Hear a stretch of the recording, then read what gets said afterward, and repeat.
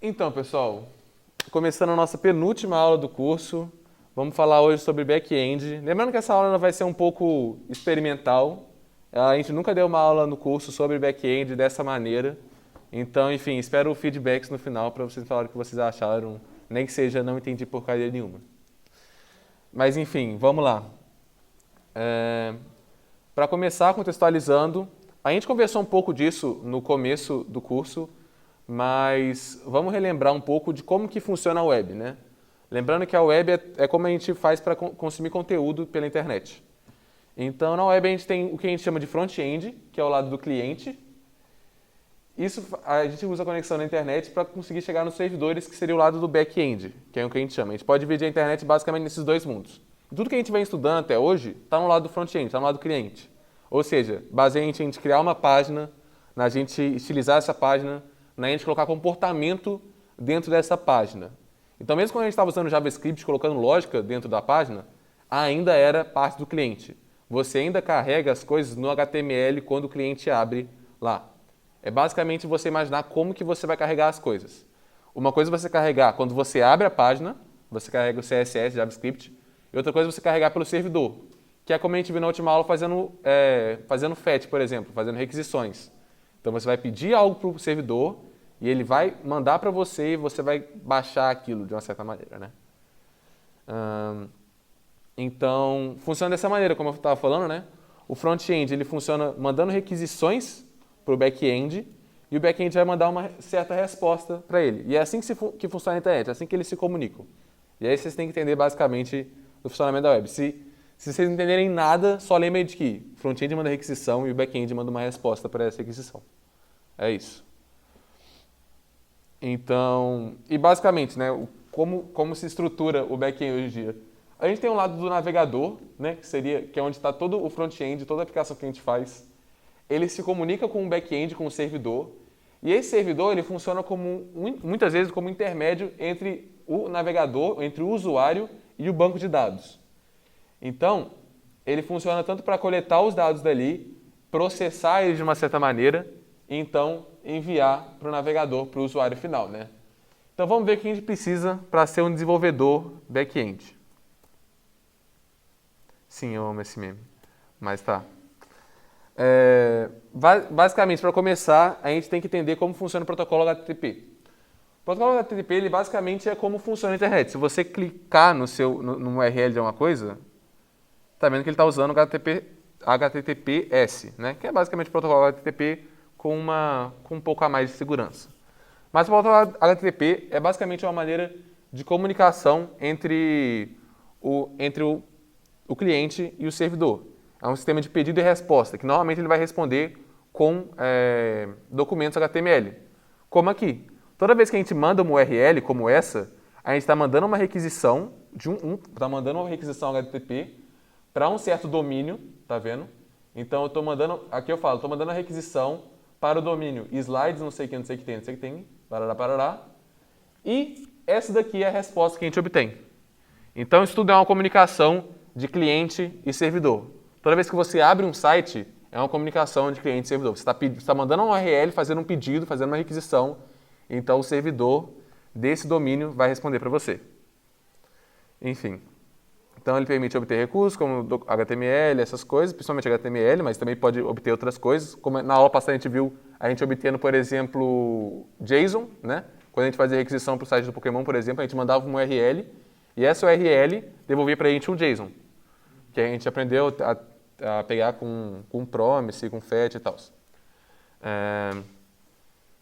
Então, como funciona? Novamente, o front-end vai fazer essa requisição. E a requisição do front-end, ela pode ficar um pouco mais complexa do jeito que a gente fez, né? Do jeito que a gente fez na aula passada, a gente só fazia requisição. Só fazia requisição para um lugar. Falava, pô, fazia requisição para esse site aqui do GitHub, ou para esse site do Pokémon, que nem a gente fez. E ele vai dar uma resposta para a gente padrão, dependendo do caminho. Mas isso pode mudar um pouco com o que a gente quer fazer a partir dos verbos HTTP. E aqui começa um pouco da importância do HTTP.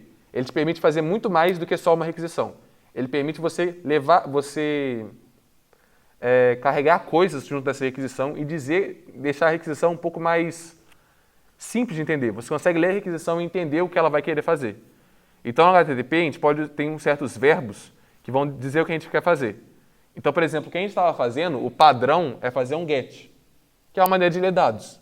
Toda vez que você faz uma requisição HTTP padrão ou com o GET, a ideia é que você vai receber dados de volta. Você não está mandando dados para ele. Que nem a gente não mandava. A gente não mandava nenhum dado. A gente só fazia uma pergunta. Ele responde para a gente com informação. Tem também o post. O post é uma maneira de inserir dados.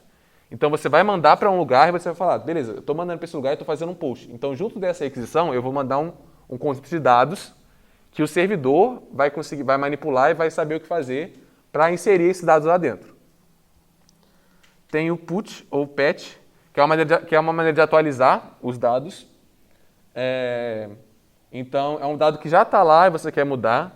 Então, por exemplo, se você tem uma lista de algumas coisas, você quer mudar um valor desse, você vai usar um put para mudar um valor, para atualizar alguma coisa, enfim. E tem também o delete, que vai excluir um dado. Na prática, vocês vão ver que você pode, por exemplo, apagar uma coisa com uma requisição GET, por exemplo. Você pode fazer isso. Eu não deveria nem estar falando para vocês que vocês podem, mas vocês podem. É errado? Muito. É muito feio. Não façam isso. Eu acho que a única coisa que eu tenho que dar errado na tarefa de vocês se vocês fizerem isso. Realmente não é bom, sabe? Porque já tem os verbos. Se você lê o verbo, você fala, beleza, se eu tiver um delete, eu vou apagar uma coisa. Então vamos usar eles, por favor. Não façam tudo com get. Dá para fazer, mas não façam. Enfim. E aqui está um exemplo de uma requisição. Pode parecer estranho e feio, mas acredite, dá para ler isso aqui, dá para entender bem o que você está fazendo. Então vamos ler essa requisição, por exemplo. Primeiro, a gente lê o método e sabe o que ele vai fazer. Beleza, ele está fazendo um push, então ele está querendo inserir dados lá dentro. A URL, para onde ele está fazendo isso? Então, para o caminho /users, né? A versão do protocolo, que aí ok, né? A versão do protocolo, enfim. A gente tem ali o cabeçalho, o header, que são algumas informações como o tipo dessa requisição, dos dados que eu vou mandar, ou o host, né? Então é example.com, então seria example.com/users, sabe? Aqui uma informação de onde está saindo. Essas informações estão, na maioria das vezes, elas ajudam o servidor a entender a nossa requisição melhor. E aqui é o que a gente chama de corpo, que vai ser, beleza, eu estou adicionando, como eu falei, eu já estou inserindo um usuário, e aí o corpo é então um objeto que tem um nome e um e-mail. Beleza, eu entendi o que a requisição quer fazer, sabe? Dá para ler ela de uma maneira mais clara. Se isso aqui fosse um get ou alguma outra coisa, talvez você não fosse entender. Entendeu?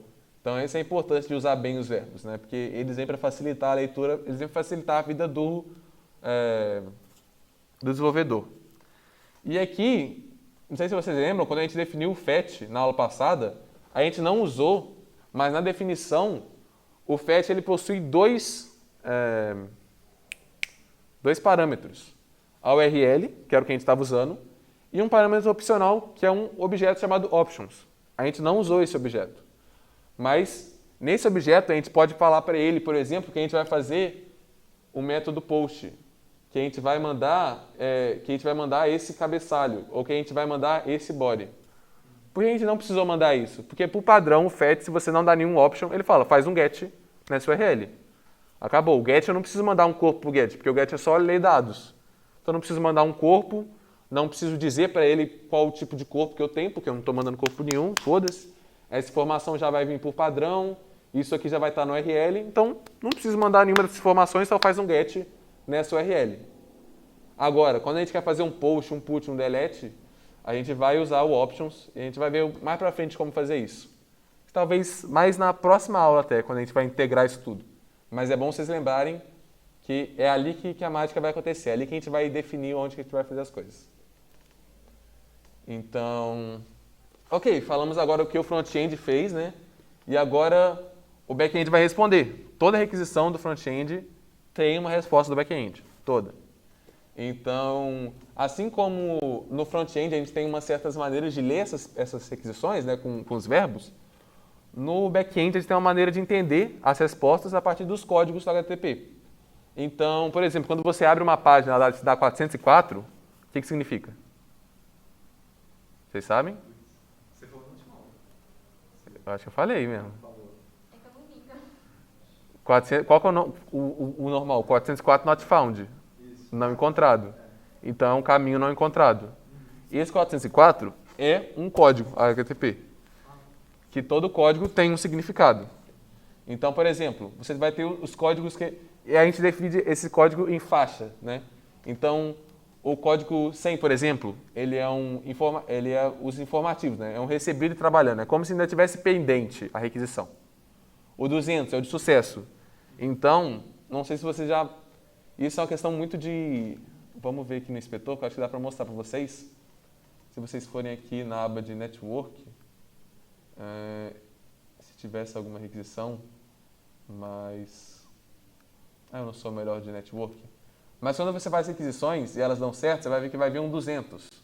Ou vai vir um 200 e alguma coisa. Enfim, tem várias coisas que...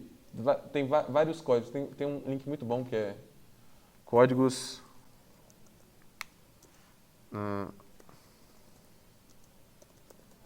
vamos ver se vai. Esse site é lindo. Se ele carregar.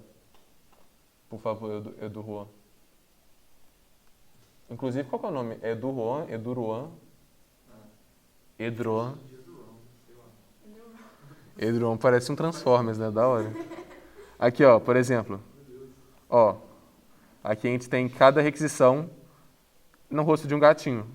Então, o 100 é o continue switch protocols, que eu não faço ideia do que seja, mas puta que pariu, que medo. Processando. Ok.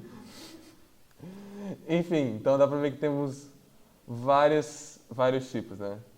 Vamos continuar lá. A gente vai ter também 300, que é de redirecionamento. Então, quando você cai numa página e ele simplesmente fala, beleza, você que está querendo ir para outra página, na verdade, vai para lá. 400, que é o de erro, como 404. Então, não encontrou 404, mas também tem outras coisas. Caralho, sério? Ah.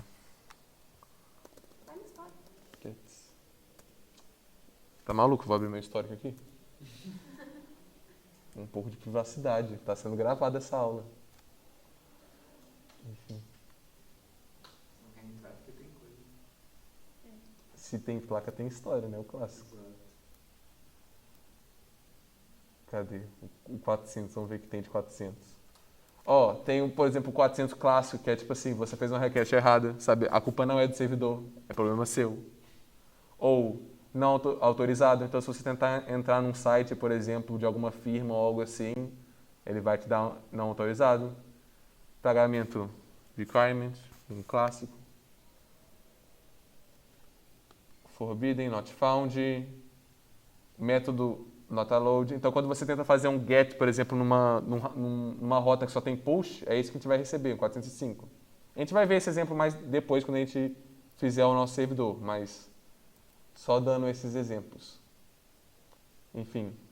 E tem os 500 também, que é um erro de servidor. Então, normalmente o erro 400 é tipo assim, você fez uma bosta. O erro 500 é tipo assim, a gente não funciona, desculpa.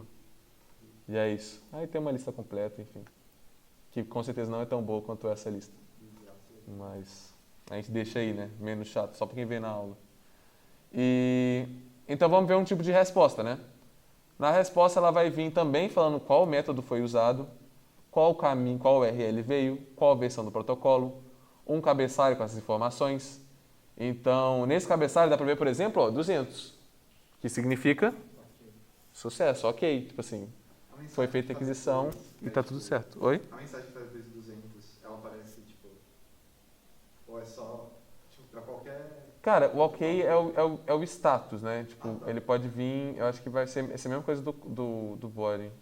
Eu não sei, é uma boa pergunta. A gente pode ver isso depois quando a gente for testar. E aí a gente for fazer algumas requisições que vão dar errado. Aí a gente pode ver o que vem aqui. Talvez realmente venha um nome. Não sei, não parei pra pensar. Mas, por exemplo, status veio ok. Se tivesse dado um 404 no status, que é o corpo da requisição, ia ter vindo not found, sabe? E assim por diante. Ia ter vindo a mensagem que ele devolve pra gente. E agora, olha a gente testar essa brincadeira. Aonde que eu fiz isso? Ah, no... esse aqui é um site muito legal. Ele te dá uma API que você pode fazer algumas requisições de diversos tipos, tipo post, get, enfim. Só de exemplo, sabe? Não funciona mesmo, mas ele tem um monte de dados lá parados. Enfim, vamos fazer algumas requisições aqui só para mostrar, por exemplo. Então, vamos primeiro abrir no navegador isso aqui para a gente ver o que ele é.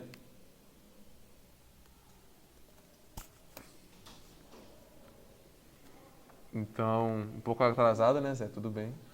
Estava na reunião, Sei. felizmente. Chegou atrasado na reunião também, que eu sei. Enfim, como a gente pode ver, tipo assim, é uma API feita para posts. Então, um usuário fez um post com um título tal, com um corpo de mensagem tal, cada post tem um ID, enfim. Então, a gente pode, por exemplo, fazer o que a gente aprendeu na aula passada, o básicozão, que vai ser dar um fetch nessa URL. Isso aqui vai dar pra gente um JSON com esse cara, né? Então vai dar uma resposta, a gente tem que usar o them, né? Porque é assíncrono. E, enfim, depois a gente traduzir isso tudo, a gente pode dar um console.log aqui. Pronto. Fez a promise, retornou.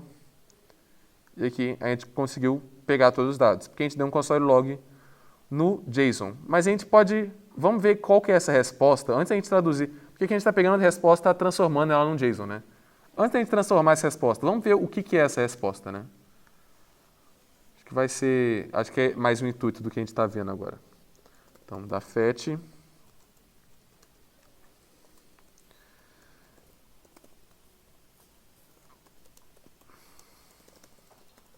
Log. Que isso, Jesus? Ó, a resposta. Ela vai ter, por exemplo, o status dela. Então, deu tudo certo, ele respondeu 200, ok. Tem um corpo, o corpo está locado ainda, a gente teria que traduzir ele para JSON, né? Ele tem uma URL, que foi o caminho para qual a gente mandou. Tem os headers dessa, como a gente viu, que está aqui dentro do prototype também, enfim. Que é porque é um objeto. Status text nem veio nada, mas o ok veio true. Não foi redirecionado, tá vendo? Enfim, esse é o tipo de resposta que vem. Vamos fazer uma que seja errada, né? Vamos ver, por exemplo, se em vez de posts, eu mandar assim. Primeiro que o próprio console já deu esse erro pra gente, mas vamos ver aqui dentro qual que foi a resposta, né? Então a resposta não está ok, né? Tipo assim, não respondeu direito, mas também não foi redirecionado, o status é 404, ou seja, não foi encontrado. Então, quais que eram os outros? Forbidden, método not allowed. Ok, vamos fazer os outros métodos e a gente vai tentando explorar mais aqui. Aqui ele vai mostrar pra gente um pouco o que a gente pode fazer, né? Então aqui ele faz um fetch de um get normal, tá vendo? Só um fetch com uma URL padrão. Só que aqui ele faz para pegar só um daqueles itens, né? Vamos ver ele fazer algum post aqui. Aqui, por exemplo, o que a gente queria fazer, né? Ele faz um post para esse próprio posts aqui. Então, se eu estou fazendo um método post para esse posts, o que eu quero fazer? Você está adicionando esses dados novos dentro dessa página. Dentro dessa página, dentro desses dados aqui. Eu estou inserindo um dado aqui dentro. Então, a ideia é que se eu tenho 100 posts aqui dentro, que eu acho que é esse o número, quando eu colocar, eu vou ter 101. Se tudo der certo, né? Se ele responder 200, tudo for bonito, maravilhoso. Então, como é que a gente faz isso, né? Aqui ele mostra pra gente. Deixa eu aumentar um pouco. Então, ele vai mandar ele dentro das opções, né, ele abre um objeto aqui e aqui dentro ele vai falar qual método ele quer. Então eu quero fazer um método post. E quais dados eu quero mandar para isso, né? Aqui ele manda um objeto e ele tem que mandar esse objeto como string. Isso é algo importante. Você não pode só mandar esse objeto aqui, né? Você tem que mandar ele como string. Então ele dá um JSON stringify, que eu acho que a gente falou na última aula, que é um método para basicamente pega um objeto e transforma ele em um string, sabe? Tipo, que você consegue converter depois. Mas beleza, é só para passar esses dados. Então vai ser uma mensagem com título full, o body bar, e o usuário que postou ela vai ser 1. Ok. Ele também manda os headers, que são as informações, metadados sobre esse corpo, que é basicamente falando o tipo do conteúdo, ou seja, o tipo do body é JSON e está nesse char7. Ok, vamos copiar, né? Porque o cara já dá pra gente, por que a gente vai escrever isso tudo de novo? Vamos lá. Vamos primeiro deixar assim, depois a gente vê a resposta, como é que vai ficar. Então, isso é outra coisa legal de se perceber, né? Você vê que o retorno dele é esse objeto aqui. Você fala, pô, mas esse objeto foi o que eu coloquei lá, né? Por que ele está me retornando? Eu quero colocar ele lá dentro, não quero retornar ele para mim. Porque a ideia é uma boa prática. Toda vez que você faz um post, se deu sucesso, você vai devolver o que você colocou dentro dos seus dados pro programador, né? Pro programa, né? Para que ele saiba o que foi inserido de prática. Porque, por exemplo, aqui tem uma informação que eu não mandei dentro do meu body, né? Eu mandei para ele um título, um body e um user ID. Mas o servidor, quando ele leu essa requisição, quando ele foi guardar esses dados, ele falou, beleza, eu vou colocar um ID 101 aqui. E aí ele retorna do jeito que ele colocou lá dentro os dados. Isso aqui é uma boa prática para que o front-end saiba o que está acontecendo no servidor, né? Mas vamos ver como é que foi a resposta. Caralho! Vamos lá. A gente apagar aqui e dar um console log antes. Ali a promise ficou pendente, é porque... Isso aqui é uma coisa, por exemplo, ó, se você abrir ela, você vai ver que ela está como fulfilled. É porque isso aqui acontece assim que você dá Enter. Então, assim que você deu Enter, a promessa está pendente. Passa, sei lá, 1 milésimo de segundo, pum, respondeu já, entendeu? Mas naquele momento que ela respondeu, assim que você clicou, ela está pendente. Sempre que você mandar uma promessa, ela vai estar pendente, sabe? Então, tanto que quando você abre ela, ela já se resolveu. Então, o status dela já está como fulfilled, sabe? Isso é só por causa daquele momento. Ela não muda depois que ela printou, né? Enfim. Vamos... Caralho.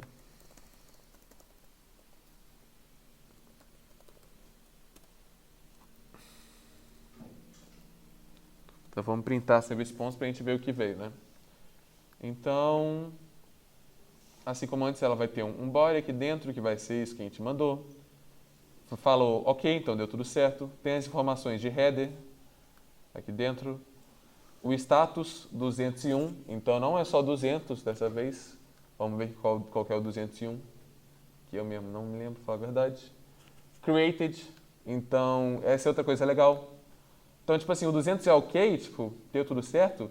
O 201 é uma deles aí, beleza, deu tudo certo e eu criei alguma coisa com aquilo que você me deu. Então, novamente, você podia ter retornado um 200, estaria tudo certo, sabe? Só que o fato de você retornar 201 adiciona uma camada a mais de facilidade para o usuário, sabe? A gente, como desenvolvedor, agora que a gente sabe que o 201 é created, toda vez que a gente vê uma requisição retornada 201, você vai pensar, beleza, ele criou alguma coisa no servidor, sabe? Seja uma estrutura, seja um dado, seja um item, ele criou alguma coisa com esse 201, sabe? Não é obrigatório, mas é uma boa prática. Assim como os verbos que eu falei, sabe? Você não tem que usar o delete para deletar alguma coisa, sabe? Você pode deletar com outras coisas, mas é uma boa prática que você faça assim, sabe? Não está errado, não é que não vai funcionar, mas... Enfim, fazer código que funciona é fácil. Fazer código que é bom e funciona é difícil. Então, o estado 201, a URL, enfim, essas informações. Acho que ele vai ter mais algumas coisas aqui. Então, tanto de questão de fazer update, só que vocês podem ver que aqui é bem parecido, né? Então ele só fala que vai ser um put, e ele passa no URL aqui o que ele vai modificar, né? Isso é legal. Então ele está falando que ele vai modificar o primeiro post. E é legal que, por exemplo, quando você faz um put, ele também retorna o objeto que foi modificado, né? Assim como quando você insere um objeto, ele vai retornar o objeto para você saber o que você inseriu. Quando você modificar alguma coisa, ele também vai retornar o objeto já modificado para você saber como ficou depois que você fez aquela ação, né? Então tem o patch também, que é parecido, o delete, que aqui, por exemplo, o delete você não precisa mandar um corpo, né? Por que você vai mandar um corpo para falar que você vai deletar alguma coisa? Você pode só falar, beleza, pega isso aqui e deleta ele. E tanto que nem tem a response em si, né? Tipo, vê que nem a response nem tá aqui, a gente pode até fazer esse método para ver o que vem.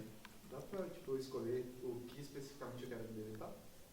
Sim, essa é a ideia desse número que está aqui em cima, ó, aqui. Mesma coisa, tipo, que deletou. Esse aqui. Aqui a gente está falando que a gente vai deletar o primeiro, né? Mas a gente pode, sei lá, Um é tipo o ID, né? 56. Essa é a ideia, é o ID. Então, a gente vai ver que isso aqui a gente vai chamar de parâmetro. A gente pode passar, de certa maneira, um parâmetro. A gente vai ver como agora há pouco quando a gente for mexer no servidor. Mas essa é a ideia. Então, que quando você faz... Eu acho que eu não mostrei isso, mas quando você entra aqui e coloca, por exemplo...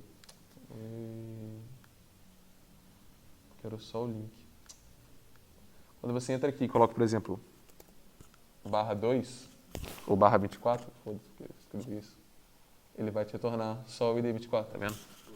Então você está mandando para cá uma requisição com o método delete. Então ele vai entender, beleza, estou mandando para cá um método delete para esse lugar, então é para apagar ele, né? Enfim. Então, aqui deu uma promessa, você vê que ele mandou o pend, como é que foi com o fulfilled. Vamos encher de ten aqui para a gente ver como é que fica. Nossa, morrendo de sede. Vou fazer isso que vai ser mais fácil, porque eu não quero escrever esse monte de ten de novo.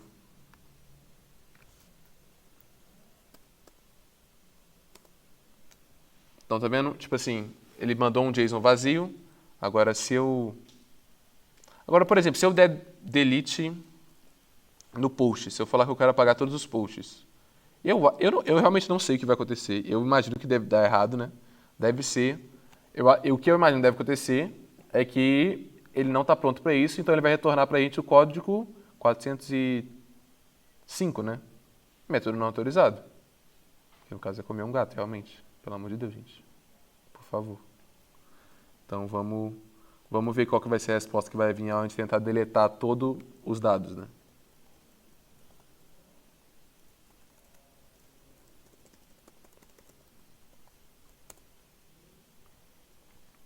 Não, veio 404 mesmo, foda-se. Ele ignorou a boa prática aqui. Mas o correto seria você mandar um 405, certo? Porque esse caminho existe, não é um caminho que ele não foi achado. Se a gente colocar esse caminho aqui, a gente já viu que ele funciona. Então, ele existe. 404 é quando isso aqui não existe. Mas esse caminho existe, mas você não pode fazer esse método. Então, é um método não autorizado. Talvez que ele seja um array. Tipo, o delete você usa para objeto. Não. Isso é array também? O delete, de uma certa maneira, ele não significa nada. Tipo assim, o método delete ele não faz nada. Ele é uma maneira da gente ler e entender. Tipo assim, beleza, o delete é isso. Então, quem respondeu 404 não foi o servidor, tipo assim, a internet. Foi o programador, o cara que desenvolveu, que falou, beleza, quando mandar um delete para isso aqui, eu vou retornar um 404. Em vez de, tipo assim, não, vou retornar um 405, porque, enfim, é um método não permitido, sabe? O padrão do array, tipo, quando ele pedia para deletar um array, não é um objeto, ele dava 404, porque ele não encontrou um objeto para deletar. Pode ser isso também, eu posso estar falando bosta, claramente. Mas, enfim. O importante foi negado, né? Você não pode fazer. Mas, vamos embora, vamos continuar. E, beleza, até agora a gente viu como acessar isso, mas a aula é back-end, né? Eu não quero saber como eu vou acessar essa merda, eu quero saber como eu vou fazer essa merda. Então, o que a gente vai usar para mexer no back-end é o Node.js e o NPM. O NPM é um controlador de versão. Ele ajuda muito a gente controlar versões de bibliotecas que a gente usa no nosso projeto, seja front-end ou back-end. E o Node.js ele é uma maneira que a gente faz para usar o JavaScript no terminal como servidor e tudo. Então, enfim, aqui tem um tutorialzão de como baixar Node.js e NPM, sabe? Começa com um clássico, você vai baixar e aí depois depois que já tá baixo, já instalou, tutorial básicozão de baixar e instalar as coisas, sabe? Fácil, simples, não é nada difícil. Depois disso a gente vai criar o nosso servidor. Então começa com o npm init. Então a gente pode até fazer isso aqui. Já abriu aí, ótimo. Então deixa eu abrir aqui. Mkdir backend, só backend teste só para isso. E aí eu posso dar um npm init aqui. E ele vai começar para a gente um teste. Então ele vai perguntar qual que vai ser o nome desse sistema, qual que vai ser a versão, qual que vai ser a descrição, entry point, blá. Você pode só ir ignorando, enfim. Ou você pode preencher também. Ok, pronto, criamos. Depois disso, a gente vai começar. O nosso servidor em si, a gente vai estar, como a gente falou, o Node.js ele é só uma maneira de a gente rodar JavaScript no terminal, de uma maneira fácil de dizer. E o NPM é um controlador de versão. O que vai criar para a gente mesmo o servidor vai ser uma biblioteca chamada Express. Qual o conceito de biblioteca? Né? Eu acho que a gente ainda não usou nenhuma biblioteca aqui no WebDev. Para JavaScript, para C, para linguagem de programação no geral, tem esse conceito de biblioteca que é: você não precisa desenvolver tudo na mão. Você não precisa inventar a roda toda vez que você vai fazer um carro. Você pode pegar a roda que já está pronta. Então essa é a ideia da biblioteca. Alguém já fez, já teve esse trabalho. Ele vai deixar isso pronto para você usar. Então o Express é uma maneira de a gente usar o servidor através de JavaScript que alguém já deixou ali pronta para a gente poder escrever o que a gente vai querer. Então a gente só tem que instalar isso no nosso programa, né? Então a gente dá um npm install e aqui a gente fala qual package, qual biblioteca a gente quer instalar. No caso o Express. Ele vai instalar para a gente. Depois disso, a gente vai poder abrir um programa, importar ele e ligar ele a uma porta dessa maneira aqui. No final, só a gente rodar Node com esse programa e pronto, a mágica aconteceu. Então, ok, ele instalou aqui. Agora vamos importar e vamos criar esse servidor mesmo. Deixa eu abrir.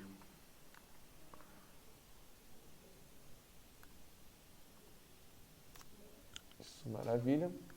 Então, aqui ele cria algumas coisas para a gente, por padrão, o NPM. Então, isso aqui é mais para falar o que ele está usando, né? Então, tipo assim, quais bibliotecas, enfim, ele está usando. Então, aqui, por exemplo, deve estar aqui, por exemplo, dependência do Express, ele fala outras coisas sobre a gente, né? O nome, a versão, enfim. Mas tá, isso aqui é feito por padrão, a gente não precisa mexer nisso. Vamos criar aqui o nosso servidor que vai ser no index.js. E aí aqui dentro a gente precisa pegar agora esse... Alô, tá funcionando. Deixa eu oferecer mais coisa aqui.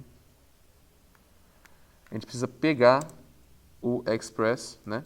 Isso a gente faz a partir dessa função requiring. Então, requiring e manda uma string com o nome da biblioteca que a gente quer. E pronto, ele vai colocar dentro dessa constante esse valor. Agora a gente vai utilizar o Express. Então, só a gente fazer isso. E a gente já pode agora fazer, por exemplo, app.listen. A gente vai ligar ele a uma porta. O conceito de porta é que a gente tem dentro do nosso computador... Vocês sabem muito fácil explicar porta? É um conceito difícil, né? O roteador tem umas, tipo, imagina que o roteador ele é o tua conexão com a internet. O que vem da rua e o que sai do seu computador sai pelo roteador. O roteador tem umas portas que, tipo, é possível abrir para pessoas de fora acessarem o seu roteador e logo suas máquinas locais. Ou você, tipo, por padrão, tem as portas abertas para acessar a internet por fora. Basicamente isso, são tipo lugares que você entra Portas são basicamente maneiras do computador se comunicar com a internet, né? Então o computador tem diversas portas e aqui você vai falar em que porta você vai colocar esse servidor, né? Então você pode, o normal é a porta 3000. Então vamos colocar aqui a porta 3000 e nesse list a gente pode passar uma função de callback para ele que vai basicamente dizer, tipo assim, vai executar assim que a gente rodar o servidor. Então vamos dar um console log aqui de... Nesse caso, essa porta é uma porta local, tipo, só vai funcionar para as máquinas que estão rodando na sua rede. Exatamente. Então ele não vai direto para a internet, né? Eu não vou poder acessar isso de outro lugar, porque não tem a conexão dessa porta assim, ainda com o servidor, enfim, com deploy. Mas vamos lá, vamos executar aqui, cadê o terminal? Então, se a gente vier aqui no terminal e rodar node e o nosso arquivo, pronto, ele criou o servidor, está funcionando. Se a gente vier no nosso navegador agora e... Caralho, eu tô aqui. E der, por exemplo, para acessar, né, a gente fala localhost e a porta que ele está fazendo. Então, ele já falou, tipo assim, não existe nenhum método get para essa porta, sabe? Mas ok, isso aqui está rodando, está funcionando, sabe? Se a gente colocar alguma outra porta aqui, por exemplo, sei lá, a porta 3003, não tem site nenhum. Isso aqui já quer dizer, tipo assim, o servidor está funcionando, tem algo aqui, ele só não consegue dar get. Beleza, como que a gente faz para dar get agora, né? A gente tem que falar pro Express quais os métodos e como ele vai funcionar. Então, por exemplo, eu posso dar app, e aqui eu vou, por exemplo, aqui já mostra pra gente, né? A gente pode dar um get, por exemplo, ou os outros métodos, cadê? Tem o delete, enfim, tem todos os verbos aqui. Vamos dar um get, e vamos, por exemplo, no get nessa rota aqui, a função. Toda vez que você der um get, um post, alguma coisa assim, a sua função de callback vai ser nela que vai ser executada toda vez que esse get acontecer, toda vez que esse post acontecer, vai estar nessa função de callback aqui, que eu estou fazendo agora. E para essa função acontecer, como que é a comunicação na web, que eu expliquei mais cedo? O front-end ele manda um request, Aham. o back-end ele vai devolver uma resposta. Exato. Então, essa função de callback, ela precisa ter dois parâmetros. Um que vai ser a request e o outro que vai ser a response. Então, é nesses dois parâmetros aqui que a gente vai dizer. Que aqui a gente vai acessar o que o usuário mandou pra gente e aqui a gente vai colocar o que a gente quer enviar para o usuário. Beleza? Então, vamos, por exemplo, colocar aqui um /alunos e vamos supor que a gente tem, por exemplo, um data que vai ser uma lista de alunos. Vou colocar uma lista de objetos. Nome...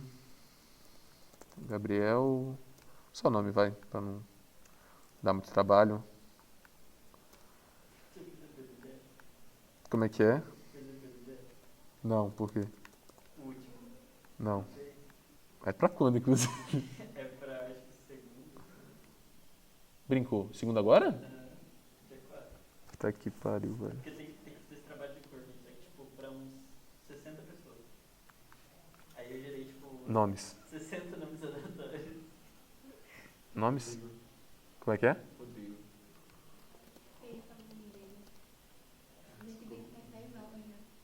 Rodrigo. Ok. Não lembro mesmo. É isso aí, gente. Acabei pra você. Mas... Então, aqui dentro, o que a gente vai fazer? A gente quer passar para esse response o método. Então, a gente pode colocar response.send e enviar para ele esse data, esse dado. Então, vamos agora no navegador, se eu não me engano, vai ser assim mesmo. Calma, primeiro a gente tem que rodar de novo o nosso servidor, né? Porque, enfim, quando a gente rodou ele não estava funcionando assim. Então, vamos parar ele e rodar de novo. Tá funcionando? Se desse alguma coisa errada, ele ia retornar o erro ali, não. Ia. Depois a gente vai ver isso. Então, se eu colocar alunos aqui. Rodar. Pum. Ele mandou pra gente essa informação. Tá vendo? Então agora vamos falar também que a gente quer... Como que a gente poderia fazer para adicionar um aluno, por exemplo, né? Qual método que a gente ia usar? É o que a gente está usando post. Post, isso aí. Então a gente vai fazer um app.post para falar para ele que quando receber um post, para qual caminho, né? Se a gente quer adicionar um aluno, vai no alunos. Então aqui, como eu falei, requisição e response. Vocês podem ver que aqui em cima, por exemplo, cortando aqui o fluxo, a gente nem usou a requisição, sabe? Normalmente é bom você usar para você verificar algumas coisas, enfim, boas práticas e tudo, fazer uma verificação de quem está mandando a requisição para você e tudo. Mas, mesmo que a gente não use, é importante a gente declarar ela aqui, sabe? A gente tem que declarar esses dois parâmetros. E aqui, beleza. Então, a gente vai estar pegando alguma coisa da requisição, né? Então, vamos lá fazer dessa maneira aqui. Vamos primeiro ver como que chega a requisição para a gente. Vamos dar um console log na requisição para a gente entender o que o computador está mandando para a gente. Acho que pode ser algo interessante fazer. Então, a gente vai ter que parar de novo e rodar. E agora vamos escrever aqui. Caraca, toda hora eu confundo qual tela que eu tô. Agora a gente vai ter que, vamos fazer aqui a request, né? Então a gente vai mandar um fetch, a gente vai fazer um fetch. O link vai ser vamos copiar aqui, né? Tá fácil, né?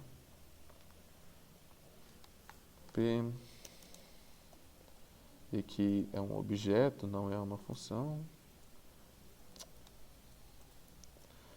Método que eu quero fazer vai ser um post. Eu vou mandar um body que vai ser, como a gente falou, né, tem que ser uma string, mesmo sendo um objeto, então vai ser um json.stringify. E aí aqui dentro, um objeto com name, Beatriz.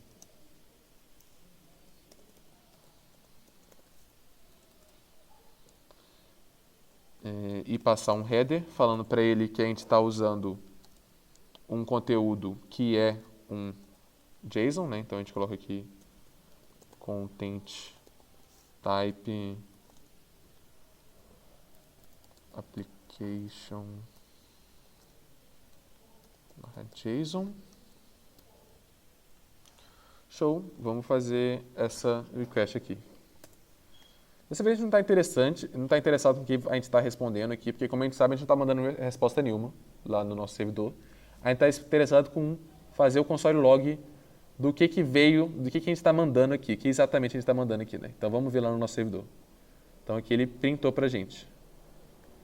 Então tudo isso é o que veio no nosso request, né? Então aqui a gente tem, por exemplo, um host, de onde que veio, o tamanho do conteúdo, várias informações, muita coisa mesmo. A gente está preocupado com o body. Então, cadê o body? Para a gente ver. Aqui a gente vê, por exemplo, carry e params, que é algo que a gente vai ver um pouquinho mais para frente, o que serve, mas é legal saber que está aí. Body.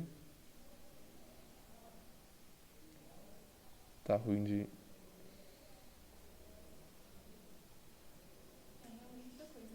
É muita coisa. Então aqui a gente já começa a ver, tipo, método, URL e tal.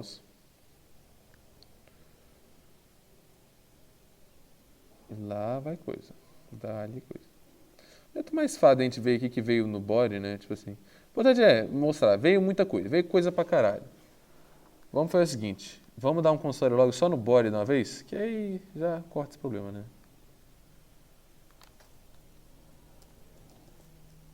Show de bola. Roda aqui. Refaz a request.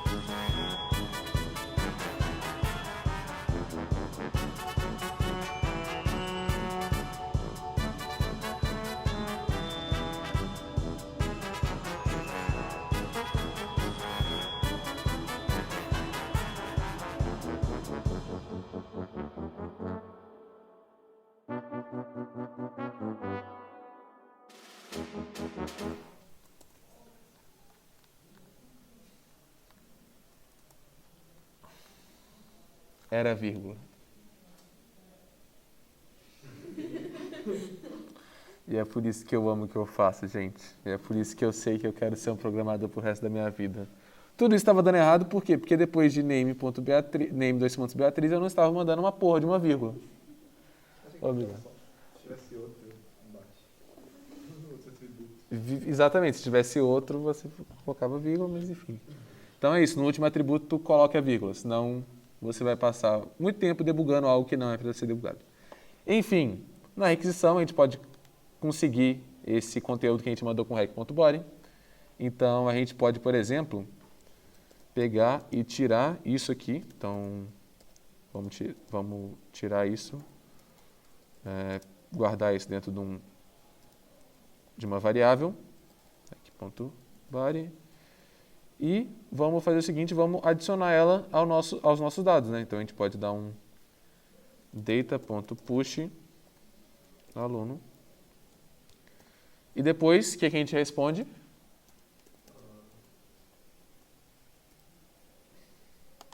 Quando você faz um post, quando você adiciona algo, o que você responde? O que você adicionou. Então, a gente adiciona, a gente vai mandar para ele o... Aqui, como a gente não adicionou nada, né? Como a gente falou, né? Às vezes você pode ter adicionado alguma coisa, enfim. Mas como a gente não adicionou nada, o padrão é que você mande uma resposta para ele. E mesmo assim, mesmo que você fale, não preciso mandar resposta, precisa. Como a gente falou, toda request tem uma resposta.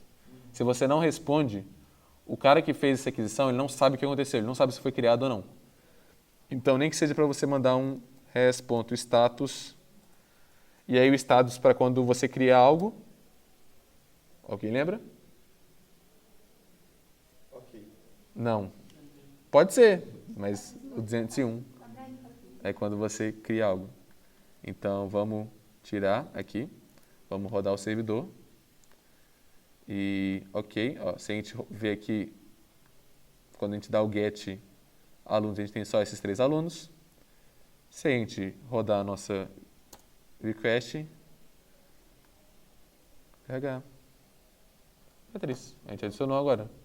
Então, a gente já tem um jeito de conseguir ir adicionando as coisas aqui dentro. Então, o mesmo jeito a gente pode fazer, por exemplo, para put, para delete, que vai ser algo mais fácil, né? Por exemplo, se eu quiser, mas vamos ver, vamos deletar, por exemplo. Ou vamos, na verdade, pegar só um aluno. Lembra quando ele fazia isso daqui, ó? Aqui dentro? Posts, então coloco aqui /3, /4, ele vai colocar só o 4, né? Como que ele faz isso? Então, não é do get normal, se a gente fizer isso agora não vai funcionar, né? Então, se a gente colocar aqui alunos /2, você imaginar, beleza, vai mostrar o Zé. Não, ele só vai falar, tipo assim, não tem get para essa rota. A única rota que tem get é alunos. Então, como a gente vai fazer um get para essa rota? A gente vai ter que falar, tipo assim, a gente vai ter que fazer aqui, por exemplo, sei lá, app.get, e aí colocar aqui dentro, por exemplo, alunos /1, e aí retorna o primeiro, /2, retorna o segundo, retorna o terceiro, e assim por diante. Funcionaria? Funcionaria. Você vai fazer isso? Não, né? Obviamente, porque é muito trabalho e pode estar crescendo. Você está crescendo, como é que você vai fazer isso? O que a gente faz é, por exemplo, usar os parâmetros. Então, a gente coloca 2 pontos e o nome de um parâmetro que a gente vai estar passando. No caso aqui, por exemplo, vai ser ID. Então, e aqui, e a gente vai acessar isso na nossa função. Então, não sei se vocês lembram, quando a gente acessou o request, a gente tinha lá um objeto vazio chamado parâmetros, que eu falei para vocês. Prestem atenção, está vazio agora, mas isso aqui vai ser importante mais para frente. Que vai ser para pegar justamente isso aqui. Então, se a gente der, por exemplo, console.log rec params, eu espero, por favor, dessa vez, não demore tanto tempo para a gente entender o que está acontecendo. Então, se eu parar aqui, rodar de novo, e agora der um get, por exemplo, /4. Tá vendo que ele está carregando infinitamente? Por que ele está carregando infinitamente? Porque não tem nenhum parâmetro que chama ID dentro dos... Não, tem sim, ele tá vendo? Ele respondeu, ó, o parâmetro aqui. Ah, ok. 4. Por que ele está carregando infinitamente? Porque toda vez que a gente manda uma URL, o que a gente está fazendo? Toma essa request. Agora me dá uma resposta. Ah, tá. A gente não está enviando resposta, tá vendo? A gente não prepara o response aqui, que nem a gente faz aqui. Aqui a gente faz o response.json e manda um JSON. Ou aqui a gente manda uma informação com um ponto .send. Aqui a gente não faz nada com o nosso response. Então, o navegador ainda não respondeu, não recebeu a resposta. Então ele vai ficar carregando aqui infinitamente, porque não tem nenhuma resposta para ele receber, sabe? E ele não sabe disso. Por isso que é uma boa prática. Você sempre vai mandar uma resposta. Nem que você falar 404 está errado, sei lá. Você sempre tem que mandar uma resposta. Ok? Então vamos agora fazer aqui.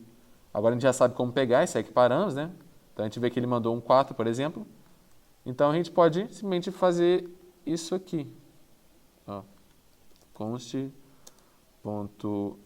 Isso aqui a gente pode desconstruir o nosso objeto. É assim que a gente chama. Rec.params. Se a gente sabe que esse objeto rec.params ele vai ter uma propriedade chamada id, a gente pode desconstruir ele dessa maneira. Que a gente guarda numa constante chamada id esse valor. Entendeu? É uma maneira da gente não ter que pegar esse objeto e fazer params. Em vez de a gente ter que fazer tipo assim, params.id, sabe? A gente pode fazer só assim. E se ele tivesse outras coisas, tipo, suponha que ele fosse ter um id e um nome. Eu poderia colocar aqui name, que ele ia salvar aqui os dois. Enfim, isso aqui é algo um pouco mais avançado, mais manipulação de objetos, enfim, só algo legal. Beleza, peguei esse D, agora o que eu vou retornar, vamos retornar o JSON do data id. Show de bola. Roda o nosso servidor. Agora, se eu dou alunos /3. E aí? O que é alunos /3 errado? Se eu der, por exemplo, alunos /1. E aí? /0.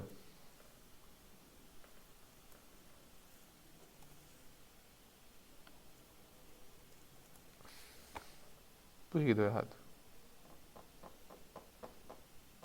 Vamos ver os alunos de novo. Por que deu errado quando eu dei essa /3? Alguma ideia? Porque não tem nenhum com ID3, né? Você tenta acessar na lista, quando eu dou 0, vai cair aqui, 1 vai cair aqui, 2 vai cair 3, 3 cai fora da lista. Então, eu acho que não é legal a gente retornar para o nosso usuário uma página vazia, né? Então, o que a gente faz? Vamos retornar um erro. Então, a gente pode pegar aqui, por exemplo, e fazer uma verificação aqui dentro. Então, se o ID for maior ou igual ao data.length, ou seja, né, se ele for 3 ou 4 ou assim por diante, e dessa maneira aqui a gente consegue se proteger, por exemplo, a adicionar. Então, se eu adicionar mais um, ele vai valer o 3, porque agora tem um objeto no terceiro lugar, no quarto lugar, no caso, né? Mas antes não tem. Então, isso aqui é uma maneira de deixar ele mais, enfim, preparado para essas coisas. Então, se for maior, o que eu faço é que eu posso retornar um response.status 404. Não foi encontrado nenhum aluno desse jeito. Pronto. Faz isso. Node. Agora vamos tentar de novo. Alunos /3. Não pode ser usado. Retornou aqui 404, tá vendo? Então, essa é a maneira.